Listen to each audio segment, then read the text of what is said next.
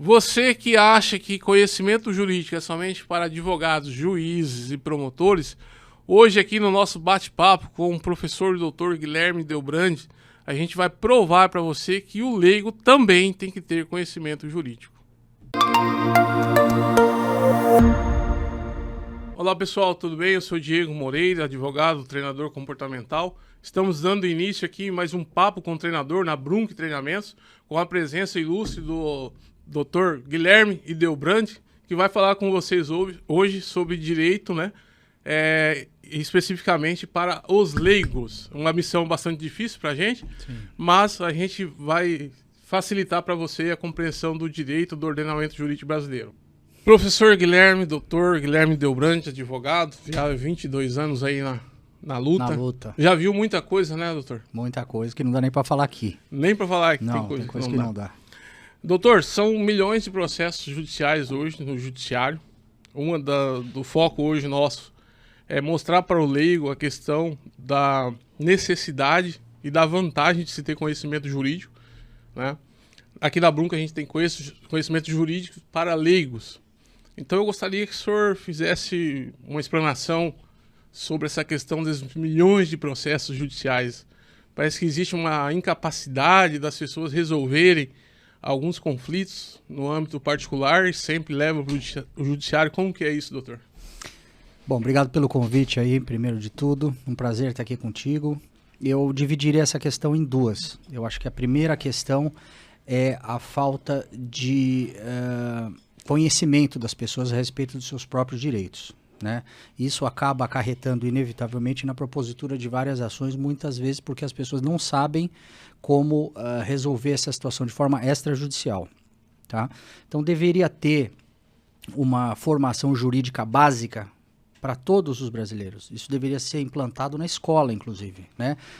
Pelo menos direito das obrigações e contratos, né? E os direitos fundamentais da Constituição. Eu acho que isso é um assunto básico que toda criança, todo adolescente já deveria ter conhecimento, tá? Em outros países isso já existe, né? A segunda questão é a morosidade da justiça, que também está atrelada a outros fatores, como o Código de Processo Civil, por exemplo.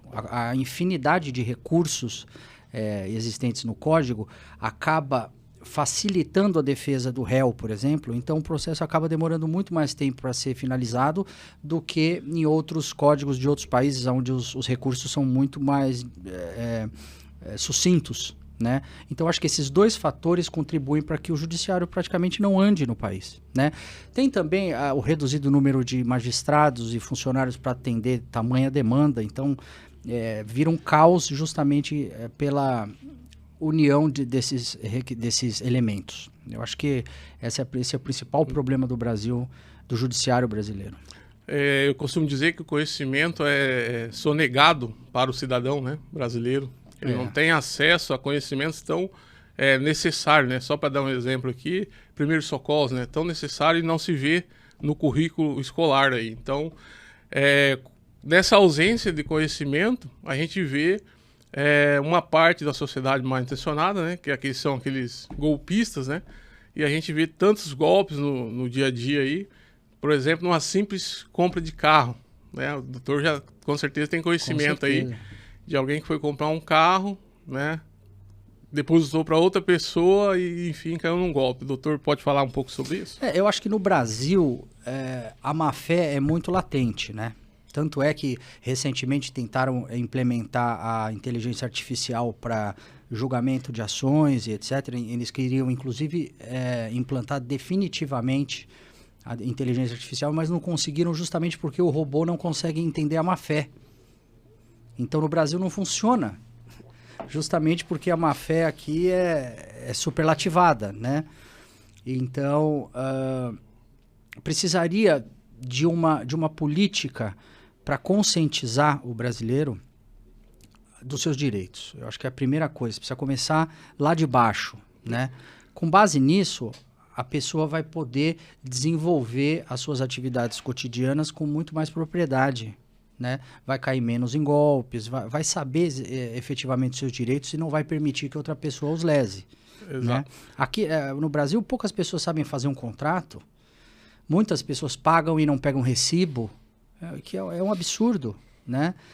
São coisas básicas que as pessoas precisariam saber antes de fazer qualquer ato jurídico, qualquer negócio jurídico. Sim.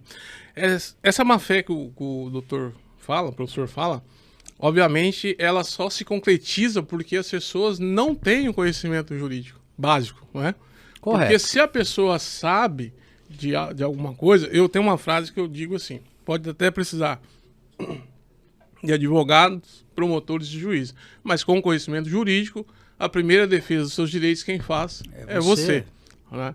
Então o que a gente percebe que chega no escritório pra gente são coisas assim que ao nosso ver é banal, mas quando você faz uma análise comportamental, histórico-cultural, né, do cliente, você vê que tem um fundamento por ele agir daquela forma. A primeira é aquela que eu disse, que o próprio Estado sonega o conhecimento, não quer que o cidadão saiba os seus direitos, né? Só informa bem e amplamente os seus deveres, né?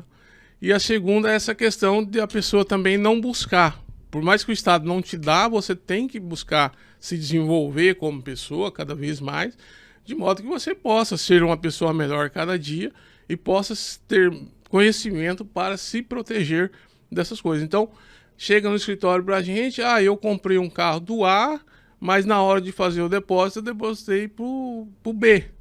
Então, é uma situação assim que é incompreensível pra gente da área do direito. Mas a pessoa, ela é ludibriada, a outra pessoa consegue manipular ela, e ela vai e faz esse depósito e tem um dano, né? Dá pra gente mudar essa realidade, mesmo que as pessoas já são adultas, já têm ali as suas convicções pessoais. É possível, através de cursos jurídicos, a gente fazer uma mudança de comportamento, entregar para essas pessoas uma nova visão de mundo? Com certeza. Se você tiver um curso que leve para as pessoas o básico do direito das obrigações e de contratos, já é o suficiente para que a pessoa tenha uma base para começar a fazer os negócios com mais segurança, tá? Isso é fundamental, tá? E eu volto na questão do Brasil, porque tem uma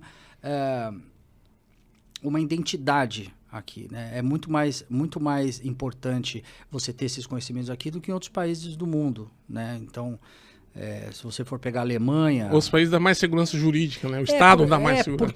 Porque a mentalidade é diferente do povo. A questão é isso. Eu não queria muito entrar nesse assunto, mas a questão é essa. Pode falar. A mentalidade é diferente. Então, você vai, por exemplo, para a Alemanha, determinadas coisas que acontecem aqui não acontecem lá. Se você for para os Estados Unidos, você abre uma empresa pela internet em 24 horas.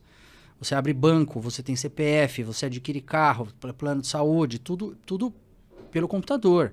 Agora, se você fizer uma coisa errada, não precisa ser duas, vai ter um sistema jurídico ali. Não tem outra. Que vai Exato. Aqui é questão de mentalidade. Então não tem essa permissibilidade que tem aqui no Brasil. Então aqui você precisa ter muito mais conhecimentos jurídicos que você precisaria ter lá. O doutor falou ali, o professor falou a questão ali do contrato. É difícil fazer um contrato? O contrato existe a partir desculpa, mas tem aquele contrato que ele é mais robusto, né? Você vai fazer um contrato de 2 bilhões, é uma coisa. Você vai fazer um contrato de milhões, é outra. Mas um contrato para o leigo ali que está comprando um carro de 20 mil, 30 mil, 50 mil. Doutor. Mas é que ninguém sabe que o contrato ele se aperfeiçoa com aceitação. Simples. Então, por exemplo, se você me oferecer uma coisa e eu aceitar, mesmo que verbalmente, o contrato já está formalizado. Mas nesse caso tem que ter a testemunha, né? Sim, mas o contrato já se perfectibilizou. Sim, com certeza. A pessoa precisa entender isso. Mas se tiver uma demanda judicial posteriormente, eu falo posteriori, tem que ter a testemunha. E nesse caso, assim, por exemplo, se escrever num papel de pão, o RG, o CPF, o endereço do vendedor, o RG, o CPF, o endereço do comprador. Já é suficiente. O nome do carro e assina. Já é suficiente. Resumindo, é simples. É simples. Por que as pessoas não fazem? Cultural.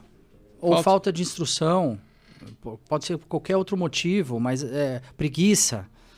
Ou pode ser por qualquer outra coisa, mas não é justificável. Porque se você tem que aprender a fazer um contrato, você tem que saber que você tem direito a um recibo. O recibo é básico. O recibo é básico. O recibo é básico. Não se paga nada sem recibo. Às vezes a pessoa chega no escritório com uma demanda e não tem o documento básico. Não tem nada. Não, o fulano tá me cobrando de novo o aluguel, mas eu paguei. Sim, pagou, mas tem o recibo? Não, ele nunca me deu recibo. É que um dia eu encrespei com ele lá por causa de uma infiltração, pediu conserto, aí passou a pegar no meu pé e agora tá me cobrando de novo. Exato. Tá, mas eu preciso do recibo, né, para comprovar que foi... Não, tem uma testemunha? Não, até, o vizinho até ouviu, mas eu também não me dou bem com o vizinho. Aí fica complicado, aí né? Fica horrível. Aí fica complicado. Mas são questões básicas, assim, né, doutor? Tem que registrar, tem que formalizar, porque é o patrimônio da pessoa que está envolvida ali. As pessoas não pegam protocolo em companhias de telefone, quando ligam para fazer uma reclamação, não anotam o protocolo. E, geralmente o atendente fala, anote o seu número do protocolo. É básico, você tem que guardar uma comprovação de que você se insurgiu contra alguma coisa. E detalhe, o próprio legislador, quando eu estou falando de deputados e senadores, quando eles fazem a lei, já prevê, ó, tem que entregar o protocolo. Às vezes tudo tem protocolo. Às vezes a empresa faz, mas a pessoa não anota, né? É uma situação realmente... mas a desinformação da população é muito grande. Então, assim, poucas pessoas sabem que podem ingressar no judiciário sem um advogado. Nos juizados de pequenas causas, até determinado valor, né? Até 20 salários mínimos, você pode entrar diretamente sem um advogado. Sim. É que o que eu percebo nessa minha jornada de advogado também, professor, é que há uma crença geral de que conhecimento jurídico é para advogados, juízes e promotores. E quando você tem essa crença instalada na sua mente, automaticamente você não faz nada para buscar conhecimento naquela área, porque você já se convenceu que não é para você. A menos que você precise, né? Se você pegar alguns condenados, alguns presos, eles saem sabendo mais direito penal do que o próprio advogado. Sim. Com certeza. Né? Quando precisa, o pessoal vai atrás. É questão de... Mas o senhor tocou no ponto, professor, porque assim, poxa, só na hora que precisa? Pois é. Será que eu não posso antecipar isso e buscar conhecimento jurídico preventivamente? Claro. Porque tem situações que realmente tem que ir para o judiciário. Mas tem situações que você tendo conhecimento, você resolve ali na hora. Tem outra, Diego. Se a pessoa que você tem alguma relação percebe que você sabe, que você tem conhecimento jurídico, ela se desmotiva, né, a te fazer alguma coisa. Sim. A descumprir o contrato com você, porque ela sabe que você sabe. O professor tocou num ponto chave. Certa vez, colocaram o nome da minha mãe no cadastro inadimplente, e eu fui atrás, né? E eu acabei depois por entrar com uma ação, pedido indenizatória, e aí por algum motivo eles colocaram os print do aplicativo de conversa no processo. E um dos prints estava assim, a minha mãe tinha acabado de chegar, falou sobre o fato, e aí falava assim, o filho dela é advogado. Pronto. Entendeu? É bem isso que você está falando. É bem isso. Só do outro saber que você tem conhecimento, né? Já vai dar uma inibida, vai inibir o outro de vir. Conhecimento é poder. Conhecimento é poder. Conhecimento é poder. Então dá. Para fazer o contrato, nome da parte, completo, RG, CPF, endereço, objeto que é algo que está comprando o carro tal. Se é de compra e venda, você precisa ver qual é a natureza do contrato. Sim. Aí coloca lá, pega lá o documento do veículo, pega todos os dados, do chassi, placa, tudo, coloca ali no contrato. Sim. Né? O preço. O prazo. O preço. Doutor, é interessante colocar ali o preço e o número da conta que vai ser depositado. Sim, como vai se dar o pagamento. Que evita essa questão ali do golpe, né? Vai ser depositado na conta, porque a pessoa pode imputar o pagamento, né? Pode. Olha, eu estou comprando o seu carro aqui, mas você pode depositar na conta da Laís, né? Laís ou Thaís. Assim, enfim, de terceiro. Aí a pessoa coloca no contrato. Se acontecer algum problema, quem está comprando, que daí é o pagador, não vai ter consequência para ele. Ou vai ter? Como é não, que é isso? Aí eu aconselho que só se deposite na conta que está prevista em contrato. Perfeito. Muitas vezes acontece da pessoa falar, olha, não deposite nessa conta do contrato. Pode ser em outra? Não, não pode. Sim. E se tiver um contrato? Se tiver no contrato, sim. É isso que eu estou dizendo. Se tiver em outro, se for uma conta estranha, não. Você não é obrigado a cumprir o contrato de forma diversa do que está lá estipulado. Você tem que depositar na conta que está prevista no contrato. O que fugir do contrato, você não é obrigado a fazer. Então, a pessoa vai cumprir determinado contrato 2 dias depois. Você não é obrigado a aceitar. Por isso que os contratos têm cláusulas de rescisão. Né? Se não for cumprido da forma como está lá estabelecida, ninguém é obrigado a cumprir. Né? Tanto que tem aquela exceção do contrato não cumprido no direito. Você não pode exigir o cumprimento de contrato da minha parte, sendo que você não cumpriu a sua. Perfeito. Tá? Então, assim, a pessoa, só para reafirmar isso aqui com o pessoal, a pessoa pode depositar na conta de terceiro. Por que eu estou focando nisso? Os casos que chegam pra gente, que eu comprei o carro de fulano e mandou depositar na conta do meu tio, que daí depois se viu que era um golpe, a pessoa não teve esse cuidado. Falou, não, você quer que eu deposite na conta do seu tio? Tudo bem, só que você vai escrever aqui para mim no contrato. E autorizar aqui no contrato que é para depositar na conta do fulano. Que daí depois a própria pessoa que vendeu o carro entra com ação contra o comprador dizendo que ele deu um golpe no outro. Claro que sim. Então, a situação... Questão do recibo, a gente já falou, mas vamos explanar um pouco melhor. Por que é importante esse recibo? As pessoas precisam entender. Eu dei o exemplo lá do inquilino, lá, do locador, que estava cobrando aluguel 2 vezes. Tá? Esse recibo, como ele pode ser feito? Tem é aquele papel timbrado de papelaria, ele pode ser feito um papel de pão, como que ele pode ser feito? Porque às vezes a pessoa está lá na roça, não tem um papel sulfite. Como que se comprova isso, esse recibo, doutor? O recibo, para o leigo entender. Sim, certo? O recibo é um instrumento, é um documento, tá, que garante a quitação de uma obrigação. Tá? Então, o recibo ele se destina a informar para terceiros de que uma obrigação existente entre 2 pessoas ela foi cumprida. E o recibo ele é emitido por quem geralmente pagou, quem deu causa à extinção da obrigação. Então, você me deve R$1.000, eu te pago, eu vou exigir um recibo seu de que esse valor já foi pago. Tá? Então, nada mais é de uma declaração de quitação. Tá? Se você pode ter recibos de outras formas. Por exemplo, hoje em dia tem o WhatsApp, né? Você encaminha o comprovante para uma pessoa, a pessoa fala, ok, recebido. Tem validade jurídica? É um recibo. É um recibo? É um recibo. Se a pessoa declara que recebeu, ele é um recibo, né? Agora, não confie muito em WhatsApp, em outras coisas. É melhor você ter um documento assinado pela parte, né? Dizendo, declaro com data, com assinatura, declaro para os devidos fins de direito que recebi de Diego a importância de tantos reais referente à dívida tal, dando quitação plena, rasa, total e irrevogável para nada mais reclamar a qualquer tempo. Perfeito. Os termos são esses. Aí não tem o que dá errado. Assinatura de quem passa o recibo. Assinatura simples ou, em alguns casos, é melhor fazer em cartório? Tem alguns casos que a própria lei exige autenticação, né? Inclusive, o Brasil é um dos únicos países que tem firma reconhecida ainda, né? Uhum. Brasil. Em outros países não precisa. Você não precisa declarar, o cartório não precisa declarar que uma pessoa efetivamente assinou. Aqui ainda precisa, né? A autenticação de firma vem da época da coroa, né? Para comprovar que a ordem era do rei mesmo. Então, eles autenticavam que aqui determinada ordem era do rei. Tá? Isso vem há quantos anos até hoje, mas a lei exige que em determinados atos haja a reconhecimento de firma, né? Para alguns atos não há necessidade de você reconhecer firma. Não há necessidade. Se você tiver dúvidas sobre a legitimidade de determinada pessoa, ou se uma pessoa está pagando em nome de uma empresa, por exemplo, está dando um recibo em nome de uma empresa, aí convém você investigar se aquela pessoa tem poderes para dar quitação.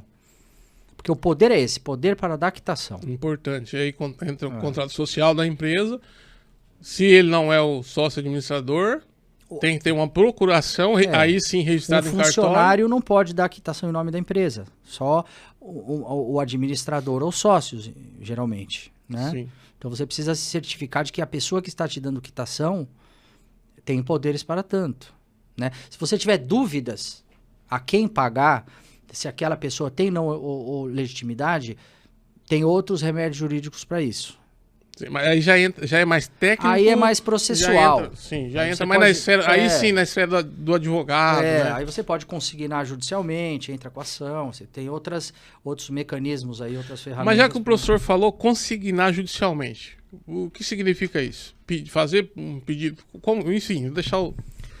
A consignação em pagamento ela tem aplicação quando você não tiver certeza a quem pagar, não tiver certeza sobre o valor, ou se a pessoa a quem se deve pagar oferece algum tipo de resistência. Aí não quero receber, entre para manter coisas. Um vínculo ali com a pessoa. Às vezes a pessoa não quer receber, né? Não é esse valor e tal. Aí você pode entrar com uma ação de consignação, tá? Em pagamento e depositar em juízo o valor que você considera correto. Sim, para que o leigo entenda, você vai em juízo vai dizer, olha, eu devo para o fulano. Não, ele está resistindo. A questão tem que comprovar essa resistência? Você tem que comprovar a resistência. Tem que comprovar. Tem que comprovar. Perfeito. Tá? Ele está resistindo em pagar, eu entendo que o valor é esse. Estamos divergindo sobre qual é o valor a ser pago, então eu vou depositar em juízo aqui o que eu entendo corretamente para afastar a mora. A partir do momento que eu deposito, eu não devo mais. Para não pagar juros. Para não pagar juros, exato. Coisa e tal. E aí você discutem judicialmente se aquela dívida é naquele valor, a quem que se deve pagar. Às vezes tem muitas dúvidas sobre a quem pagar. Por exemplo, uma pessoa falece, você não sabe a quem pagar. Você não sabe quais são os herdeiros. Ou a briga entre os herdeiros, ainda não tem inventariante nomeado. Faz uma consignação em pagamento. Entendi. Deposita o valor, chama todo mundo para o processo e lá eles vão brigar e aí ver quem tem razão e vai poder levantar esse dinheiro. Não, esse termo que o senhor falou, eu não concordo. Brigar. Não existe briga em inventário. Não, quase não tem. O senhor, por gentileza, professor, não vai acontecer de novo. Não vem aqui falar essas barbaridades. Pô, gastar o nosso tempo. Quase não tem. Já que o senhor falou em herdeiros, então eu vou aproveitar o gancho e falar... perguntar para o senhor sobre a questão seguinte. Tem um imóvel e tem 3 herdeiros, tá? Um herdeiro vai e aluga o imóvel para um terceiro. E começa a receber esses valores ali. Só que ele não pegou a autorização dos outros 2. Como fica essa situação, professor? É complexa. Precisa ver quem é o inventariante. Primeira coisa. Se tem inventariante ou não, se é um deles, né? Isso se dá ou pela escritura pública, ou se for judicial, o juiz nomeia, ou pela escritura pública no extrajudicial também. Né? Exato. Aí no extrajudicial, geralmente a abertura do inventário já se dá com a partilha, né? Então começa e acaba no mesmo ato. Sim. Porque eu já vi casos em que tem lá 3 herdeiros, um vai lá e faz a locação do imóvel em nome próprio, tá? E aí vai parar na justiça às vezes, porque ele acaba se apossando daqueles valores. Não pode. É apropriação de valores de terceiros. Se o inventário não foi finalizado, inclusive, o dinheiro não é nem dos herdeiros, é do espólio. O espólio tem uma figura jurídica própria. Enquanto não é partilhado, os bens não pertencem nem mais a quem faleceu e ainda não pertencem aos herdeiros. O espólio é uma figura jurídica. Então, todos os rendimentos são de benefício do espólio. Tá? E o administrador provisório, que é o inventariante, tem que fazer a gestão desse patrimônio enquanto não houver a partilha. Depois que partilhar o bem, cada um tem o direito sobre a sua cota parte. Eu vi uma situação, pouco tempo, 2, 3 anos atrás, que os irmãos eles repartiram o imóvel rural entre eles, né? E aí, mas eles não formalizaram, não fizeram nem o inventário extrajudicial e nem judicial. Tá. Apareceu uma empresa querendo locar o imóvel para colocar uma usina solar. Uhum. O que aconteceu? Um dos irmãos não assinou. Não quis, era R$5.000 de aluguel por mês. Uhum. Os outros irmãos queria, enfim, né? Mas aí não deu certo, a empresa falou, não, então o outro não assina, eu não vou locar. Nessa situação, como que fica? Eles já eram donos do imóvel? Era dono, mas não inventariou e só repartiram extra informalmente entre eles, né? Ó, só a parte é aquela, cada um ficou morando na sua casa, construíram naquele local. Aí esse irmão não assinou. Ele pode responder ali por algum danos aos irmãos por não ter assinado? Pode. Pode. Má fé daí? Porque a titularidade do bem ainda não é deles, né? Uhum. Então eles estão sem entre aspas, sem justo título sobre aquele determinado bem, né? Porque se não foi feita a partilha, de novo, o imóvel ainda é do espólio, ainda pertence aos três. Se eles fizerem uma divisão amigável, mas extrajudicial, ela pode ser respeitada, né? Mas não é o correto, porque vocês não formalizaram. Sim. Né? Então, eles podem ter problema, sim. Esse irmão que não assinou pode ter problema? Pode ter. Pode responder ali. Interessante, porque tem situações que realmente chega e a gente é inacreditável. O primeiro questionamento que se faz numa situação dessa, por que o abençoado não assinou? 5 mil reais por mês ali de locação para cada lotezinho ali, né? Mas é por isso que existe a usucapião. Justamente por isso. Porque determinadas pessoas abandonam os imóveis, outras entram e aí não faz escritura, e aí vai passando só a posse, né? Então aqui em Santa Catarina tem muito disso. Se você for na Praia Brava lá, é quase tudo cessão de posse. Ou seja, ninguém lavrava escritura, até porque o cartório de rede de imóveis é recente aqui. Antes era competência de Itajaí. Então o pessoal não escriturava a terra. Ia fazendo contrato de cessão. Então, a hora que você for querer passar a escritura, a pessoa morreu em 1920, o titular do domínio. Entendeu? E já tem 8, 9 contratos posteriores. Né? Então, ninguém regularizava e ia passando de um para o outro, fazendo permuta e tal. A hora que quer regularizar, tem que entrar com o usucapião. É a famosa zona de conforto, né? Às vezes a pessoa está no imóvel, está morando, está tudo certo, ninguém está incomodando, ela vai deixando, enfim. Nós falamos aqui de forma bem sucinta, obviamente, sobre contrato e a questão do recibo. Aí tem também a questão da notificação. Eu acho assim uma ferramenta estupenda, assim, uma ferramenta muito importante, que é a notificação. Fundamental. Recentemente aí o senhor sabe que eu fiz uma notificação e etc e tal, não dá para falar aqui, né? Sim. Enfim. Fala um pouco mais sobre a notificação, em que casos que a gente vai utilizar essa notificação, se ela pode ser por AR, se ela pode ser por escrito, você bate na porta da pessoa e a pessoa vai assinar, se tem que ser via cartório, se tem que ser judicial. Eu sei que o nosso tempo talvez não dá para explicar tudo, mas de forma sucinta, sim, claro. Coloca para o público, o leigo aí, para eles entenderem um pouco sobre essa ferramenta tão importante. Sim. Para falar sobre a notificação, a gente precisa entender o que é a mora, né? A mora é um termo utilizado para uma pessoa que está inadimplente, seja para pagamento em pecúnia, seja para entrega de algum bem, né? Então, a partir do momento que passa o prazo ou o termo em que ela deveria cumprir uma obrigação, ela está em mora, tá? Uma pessoa em mora, no dia seguinte, a outra parte já pode ingressar com a ação, tá? Então, é por isso que serve a consignação em pagamento, para você não ficar em mora. O instrumento para constituir uma pessoa em mora, ou seja, para avisar que ela descumpriu determinada obrigação, é uma notificação extrajudicial. Como o próprio nome sugere, ela é extrajudicial. Tá? Você faz fora do judiciário. Tá? A notificação extrajudicial nada mais é do que uma carta, tá? Informando a outra pessoa que determinada obrigação não foi cumprida e alertando a ela quais são as consequências desse ato. Ela vai ser para deixar de fazer ou deixar de fazer algo, né? Ou fazer ou deixar de fazer. Tá? Pode ser omissiva ou comissiva. Tá? E essa notificação extrajudicial, ela tem um modelo comumente utilizado, mas ela pode ser feita de outras formas. Então, assim, um e-mail pode ser uma notificação extrajudicial. Mesmo que a pessoa a outra não responda, olha, recebi sua notificação. Então, aí a gente entra numa outra questão que é a confirmação de recebimento. né? Mas só voltando um pouco, a notificação extrajudicial, então, é um instrumento através do qual você constitui uma outra pessoa em mora.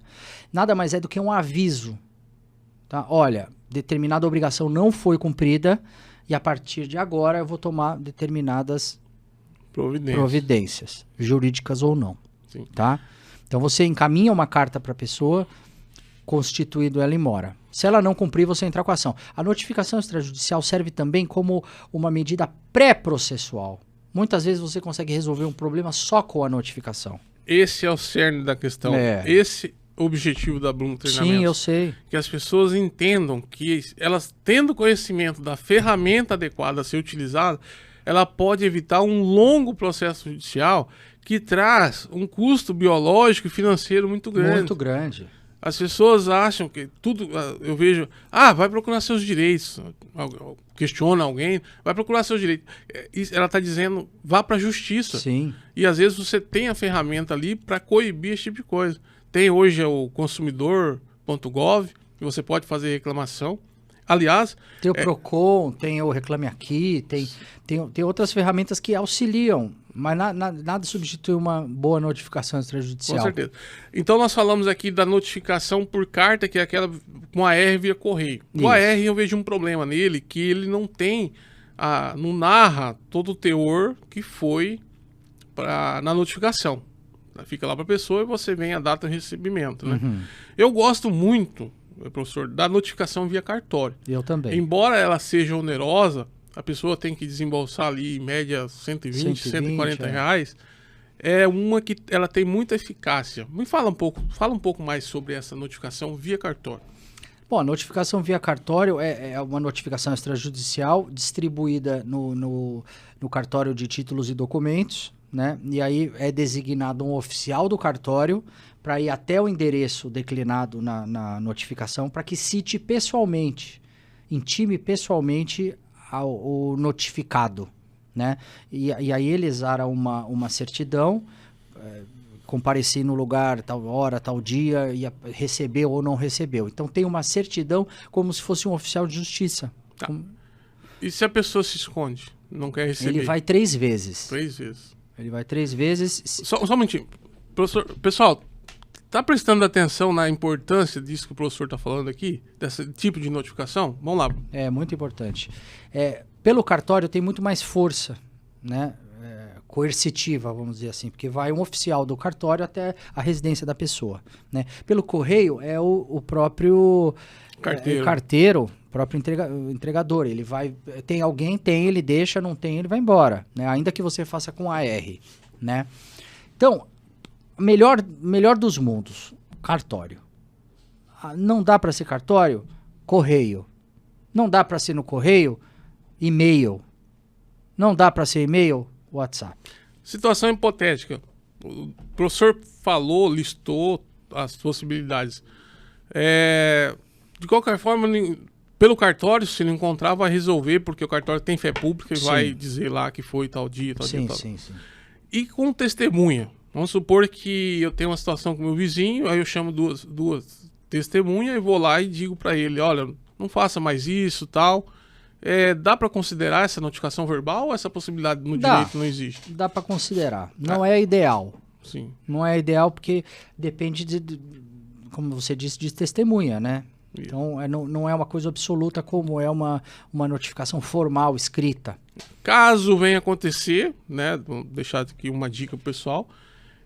Pegue essa testemunha, leve no cartório para lavrar uma ata notarial, que é o nosso próximo assunto aqui agora. Pois é, mas hoje em dia você tem o celular, grava um vídeo, sim, tira uma foto, grava áudio, faz qualquer tipo de registro. Hoje está na mão de todo mundo. Tem validade jurídica. Tem validade, você mesmo que está fazendo a degravação.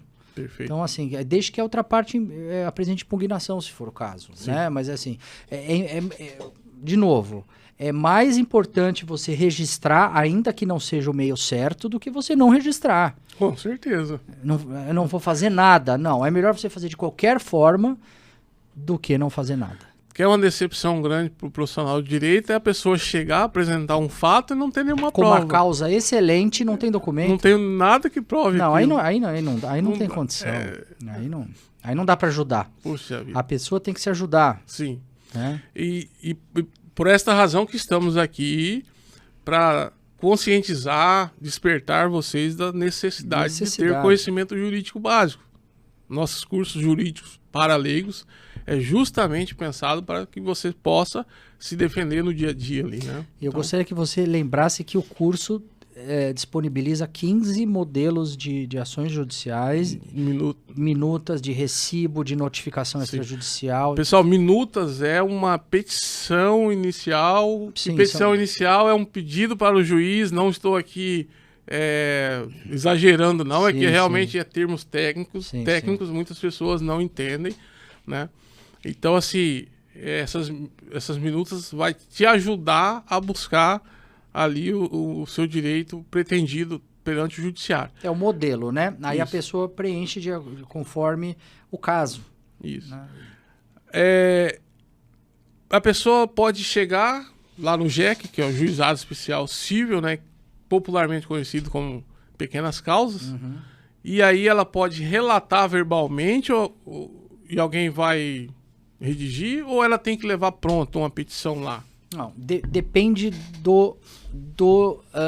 da comarca. Tá? Tem comarcas que você pode baixar o formulário pela internet, preencher e dar entrada. Tá? E tem comarcas que você tem que ir pessoalmente. Tá? Geralmente, as comarcas que têm juízo de família, né, entre essas coisas, tem uma triagem mais específica. Então, você pode ir lá diretamente... fica junto das pequenas causas e você relata para a pessoa qual é o problema, ela faz a transcrição, reduz a termo e dá entrada. Tá? Lembrando que até 20 salários mínimos você pode entrar sem advogado. A partir disso, só com advogado. E se o processo for para segunda instância, para a turma recursal, aí é obrigatório advogado. Às vezes... E para o pessoal que está assistindo, às vezes pode pensar, mas então não adianta nada, depois vou ter que pegar advogado de qualquer forma. Não é bem assim, né, professor? Porque pode ser que haja uma composição, um acordo entre as partes, ali na primeira audiência, né? Não, eu gostaria de dizer o seguinte, sempre consulte um advogado. Não estou querendo puxar a sardinha para a nossa profissão nem nada, mas sempre consulte um advogado. Até porque no Brasil tem bastante. Sempre alguém tem na família, né? Tem que consultar um advogado. O que eu estou querendo dizer é o seguinte, não deixe de fazer porque não tem um advogado. É isso. Então, eu tenho uma causa, eu preciso, mas eu não tenho advogado. Vá ao JEC sozinho. Faça na pequenas causas sozinho, mas faça. Tem só duas situações que eu quero colocar. Não faça aquela consulta rápida na rua com o advogado. Isso não o advogado que às vezes, por educação, ele ou ela responde ali. O advogado precisa se aprofundar na demanda, analisar as coisas. E sim, gente, às vezes tem que pagar uma consulta jurídica para o advogado. No Brasil, há uma resistência enorme nesse quesito. Principalmente para quem tem direito. Não, eu tenho direito, vou ter que pagar? Exatamente. Aí, eu costumo dizer que as pessoas têm uma crença meio geral que para que você esteja trabalhando no Brasil, você tem que estar sujo ou com a enxada nas costas, alguma coisa assim, né? Então, sim, paga-se essa consulta jurídica e você vai ter orientação e depois busca no juizado lá sem problema, né? Funciona muito bem o juizado especial, né? Lembrando que tem um teto de valor, né? São causas de menor complexidade, então você não pode entrar com causas que demandem perícia. Isso que eu ia falar agora. Você entre no juizado, na justiça comum. O cidadão passou lá uma promissória, né? E a pessoa quer cobrar. E aí ele já está desde logo alegando que a assinatura não é dele. Né? Esquece o juizado. Esquece o juizado. Porque ele vai alegar lá Não, vai ter que ter perícia, não opte pelo juizado. É restrito, né? Por isso que chama de pequenas causas. São causas de menor complexidade. Sim. Né, que não demandem uma produção de prova muito extensa, nem perícia. Então, funciona muito bem, é muito mais rápido, né? Mas são para causas de menor complexidade. Perfeito. Ata notarial é uma ferramenta jurídica também que eu considero muito, muito boa, tanto quanto a notificação. explica para o leigo o que é uma ata notarial, em quais circunstâncias que ele pode se valer desta ferramenta para resguardar um direito, enfim.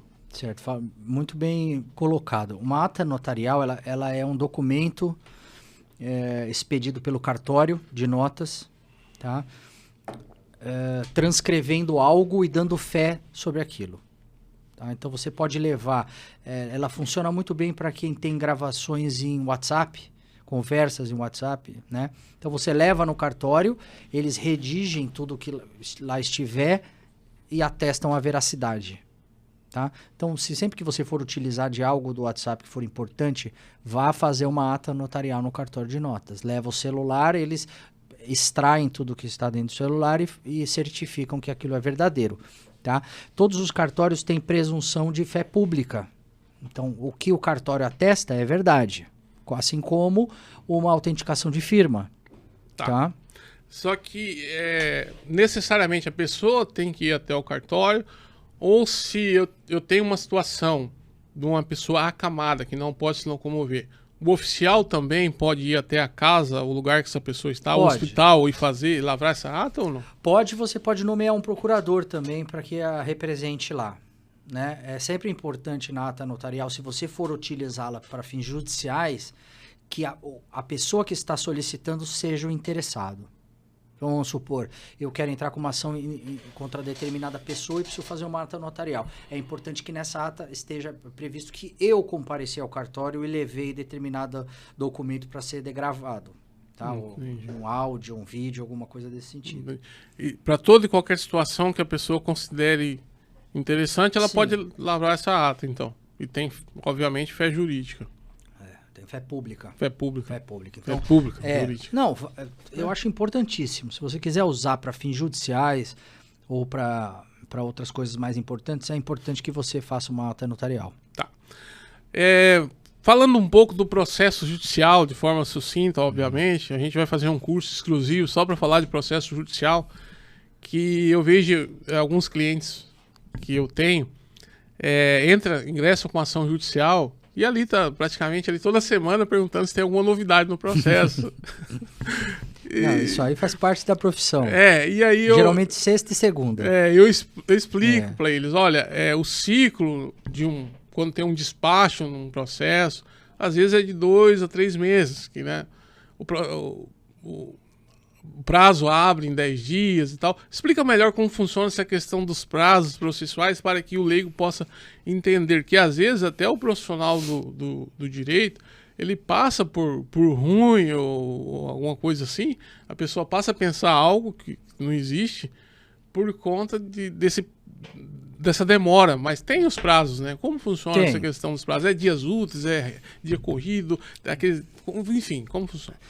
Cada tipo de ação, cada procedimento tem um andamento específico de acordo com o código. Né? Eu vou pegar o mais comum, que é uma ação comum mesmo, de procedimento comum, que é a mais corriqueira aí.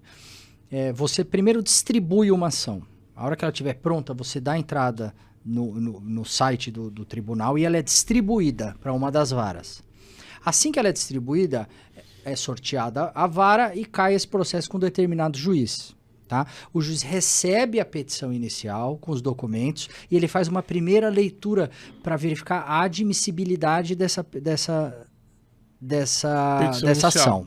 Tá? Se ela preenche os requisitos do Código de Processo, se as custas estão recolhidas, se tem documentação pessoal do autor, se tem procuração devidamente outorgada junto do processo. Se tiver tudo ok, ele manda citar o réu. Tá? Então, esse recebimento da ação até a análise preliminar, você vai levar geralmente uns 15 dias a 20 dias. Tá? Para o juiz receber a petição inicial, a verificar e mandar citar. Aí ele manda citar outra parte. O que é citar a outra parte? Fulano, tô te processando, hein? É basicamente isso. Se liga, hein? É isso aí. Basicamente isso. É informar a outra parte que existe um processo em andamento contra ela. Para que ela possa vir... Para que ela possa se defender. Qual é o prazo para se defender? Geralmente 15 dias. Tá. Em 15 dias corrido ou 15 dias úteis? 15 dias úteis. Pessoal, estou provocando o professor aqui de propósito. Porque 15 dias, às vezes a pessoa vai ao fórum e o servidor diz, não, está aberto o prazo de 15 dias. 15 dias não é corrido. E o sistema leva 10 dias para abrir. Obviamente o profissional de direito pode abrir antes, né? Se ele tiver tempo, puder ou quiser. Mas às vezes por estratégia jurídica não é. Os 15 dias contam da juntada no processo da comprovação de que a outra pessoa foi citada. Então aí nós já estamos falando de 15 dias para analisar a admissibilidade. Até citar mais 15. O cartório fazer a citação, já deu 30. Né? Aí, pode pôr uns 3 meses. Pode pôr uns 3 meses. Pode colocar. É por isso que eu digo que cada despacho e expedição de intimação e confirmação da intimação, eu digo que é uns 3 meses. Depende da comarca, mas mais ou menos isso aí. Mas então a gente pode dizer que o processo movimenta, às vezes, dependendo ali, umas 4, 5 vezes no ano. Aí, juntado o mandado no processo, o réu tem 15 dias para apresentar a contestação. Úteis, 15 dias úteis. Só úteis. A única exceção é a execução fiscal do governo, que aí eles contam não da juntada do mandado, mas do dia que ele foi intimado. O dia que foi intimado. Tá? Do dia que ele foi intimado já começa a contar 15. Sim. Então você, depois que foi apresentada a contestação, réplica, que é a contestação do autor. Mais 15 Mais 15 dias. Isso. Aí vem especificação de provas. Mais 15 dias. Aí são feitas as provas. Né? E lembrando que nesta fase o juiz é bastante cauteloso, porque os requerimentos para formular provas podem ser vários, e geralmente ele não vai indeferir para depois a parte alegar que foi cerceamento de defesa, ou seja, que o juiz não deixou produzir a prova. Sim. Então ali o processo pode, né, demorar um pouco mais ainda, né? Que é importante. Eu acho que é importante também registrar que ninguém quer um processo rápido demais que não dê a segurança jurídica necessária. Para que não... A ponto do juiz não conseguir analisar todos os elementos do processo. Outra coisa que a gente... interessante passar para o leigo é que o juiz não tem só um processo para julgar. Milhares. Tem às vezes o cliente... Eu entendo o lado do cliente. Poxa, ele quer a solução para aquela demanda. Tá, beleza, mas eu explico isso para eles. Olha, o juiz tem bastante processo ali. Se for uma comarca pequena, acumula criminal, civil, família executivo fiscal. Lógico que eu sei que o Estado também é omisso, às vezes falta servidores. Tem esse lado aí que o pessoal, como leigo, como cidadão, pode cobrar do juiz. O juiz peça reuniões com o juiz para verificar essa questão dos servidores, falta muito. Às vezes a gente até nem pressiona muito ali nas cobranças ali, porque a gente sabe que tem uma deficiência ali, né? Tem uma coisa legal, Diego, que é importante o pessoal saber. O autor de um processo ou o réu, aquele que é parte de um processo, ele tem todo o direito de ir ao fórum, ir no cartório da vara e cobrar, e pedir para ver o processo dele, pedir explicações e cobrar andamento. Poucas pessoas sabem disso, mas é permitido. Tá? Direito da parte, né? Direito da parte de ir ao fórum e cobrar. Não só o advogado pode fazer isso, como as partes, os autores e réus podem fazer isso também. Sim. E a questão, depois fez as provas, aí ainda vai para uma decisão saneadora, certo? Para organizar o processo. E depois depois que são feitas... Geralmente a saneadora é antes das provas. Antes das provas, exato. Eu falei e fiquei meio...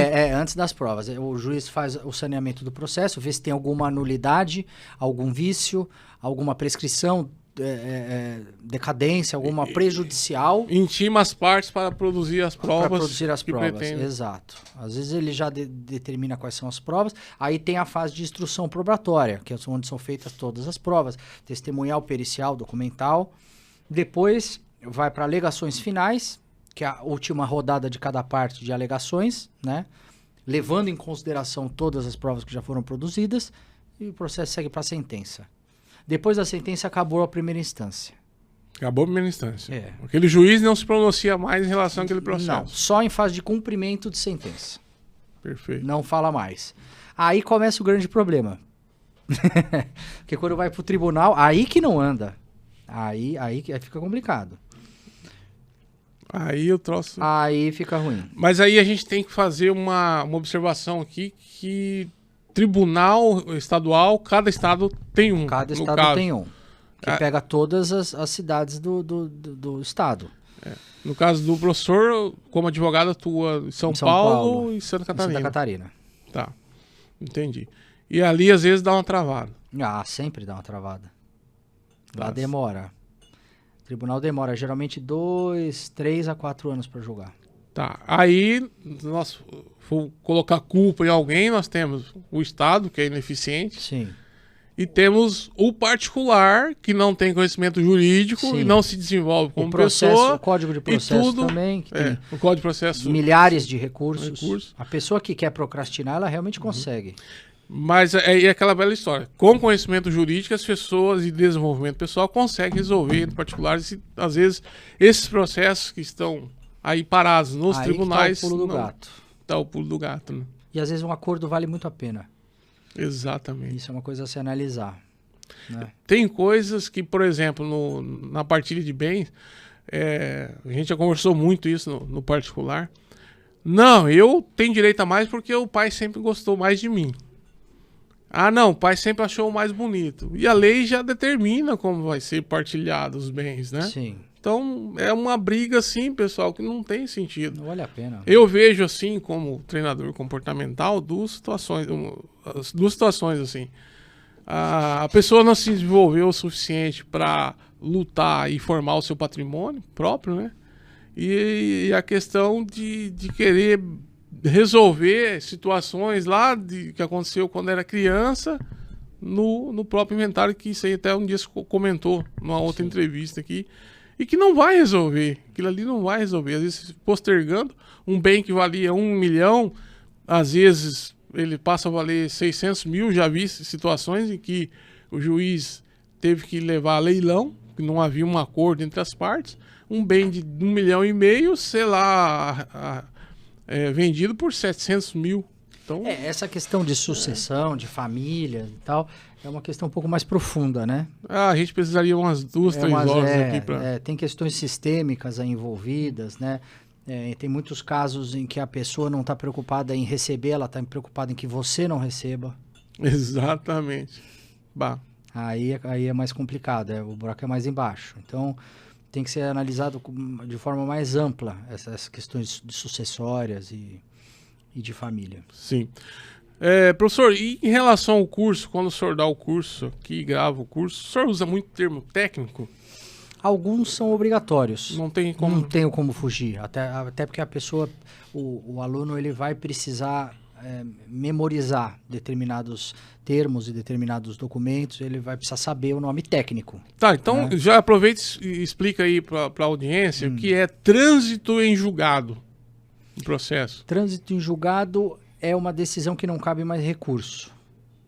Tá? Então, a decisão ela transita em julgado a partir do momento em que nenhum recurso mais pode ser movido. Perfeito. Tá? A partir de lá, ela é imutável essa decisão.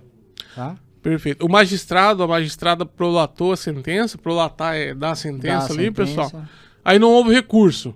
Porque às vezes a pessoa acha que tem que ir todas as instâncias, primeira, segunda, terceira, e aqui no Brasil tem a quarta instância, né, que é o STF, tem várias, para depois transitar julgado o processo. Não é bem assim, né, professor? Não. Se prolatou a sentença no primeiro grau... Ninguém recorreu, transitou em julgado. Ah, perfeito. Tá? E aí essa sentença ela é imutável, ela não pode ser modificada.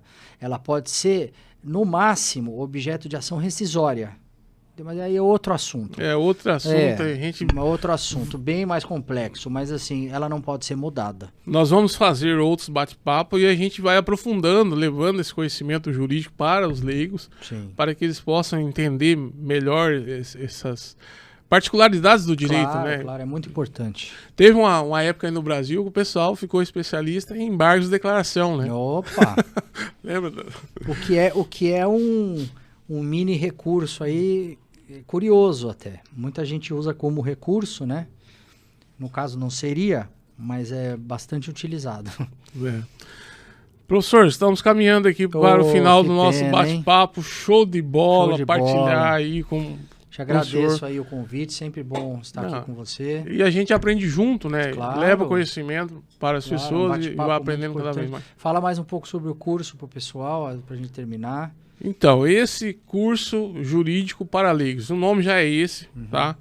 Porque uma das coisas que eu notei quando eu ingressei na advocacia, que eu tinha aquela vontade de ajudar as pessoas a resolver as suas pendências, é que as pessoas querem brigar, querem partir para porrada ali, mas não é necessário. Quando você tem a consciência de se desenvolver cada vez mais como pessoa, de ter habilidades de inteligência emocional, inteligência de ação e reação, você consegue outros meios de solução. E no direito a gente corrige bastante problema, mas é uma coisa pontual e que não vai ser, não vai trazer uma transformação social. Então, quando você tem conhecimento nessas duas áreas, que é a área de comportamento humano, e você tem um conhecimento básico sobre direito, você consegue evitar muitas situações. Então, a gente falou aqui sobre a questão do contrato. Muito simples de fazer, pode ser num papel de pão, né? A gente falou a questão do recibo. Então, são coisas que as pessoas às vezes deixam passar, algumas às vezes não porque não sabem, porque estão vivendo no piloto automático. Claro. E aí elas vai levando a vida, deixa a vida me levar e não vê o tamanho do problema que vem depois. E por ter o judiciário essa morosidade que nós comentamos aqui, as pessoas acham que nunca vai chegar até ela. Mas o processo ele pode ser demorado, mas ele anda e um dia você vai ser intimado para pagar ou fazer ou deixar de fazer algo. Então, o curso jurídico para leigos é exatamente para que as pessoas possam ter conhecimento, não precisa, eu preciso ser advogado? Não, necessariamente não. A gente quer desconstituir da cabeça das pessoas essa crença que falar de direito, falar de leis, falar do ordenamento jurídico brasileiro é coisa de promotor, juiz e advogado. Claro. Não. Você, enquanto cidadão, enquanto ser social, você tem um conjunto de normas que interferem na sua vida, no dia a dia. Você tem que ter o conhecimento básico para que você possa lidar com as situações que acontecem no cotidiano. Houve uma pesquisa aqui do Instituto Brasileiro de Planejamento Tributário em 2017 que o Brasil já fez mais de 5 milhões de normas jurídicas nesse período. Então, você não vai conhecer tudo, nem nós, advogados, conhecemos tudo, mas nós sabemos onde beber água na fonte. Claro. Então, você precisa saber o básico e a gente vai dar sequência a esse trabalho aqui com a colaboração do ilustre professor, doutor Guilherme Delbrandi, para que a gente possa cada vez mais levar esse conhecimento para a população, que é muito importante, é fundamental. Conte comigo sempre. Valeu, grande abraço aí. Quer deixar alguma palavra aí? Não, só quero agradecer a oportunidade aqui, mais uma vez, a hospitalidade, o bom papo que a gente sempre tem com relação a isso. Eu acho que é um veículo muito importante aqui para levar esse conhecimento para todo mundo, sabe? E alertar também do que as pessoas precisam saber. Não é uma opção. É necessário. É necessário. É necessário. Tenho vários exemplos para dar, Sim. Mas assim, o tempo nosso é corrido, né? Então a Brunco Treinamentos está sempre de portas abertas. Estamos muito felizes de contar com o professor. Agradeço aí o pessoal aí que está filmando aí, auxiliando a gente aí, de coração. Tá? Obrigado, Thaís ou Laís? Cíntia, meu Deus do céu. Mas tudo bem, né?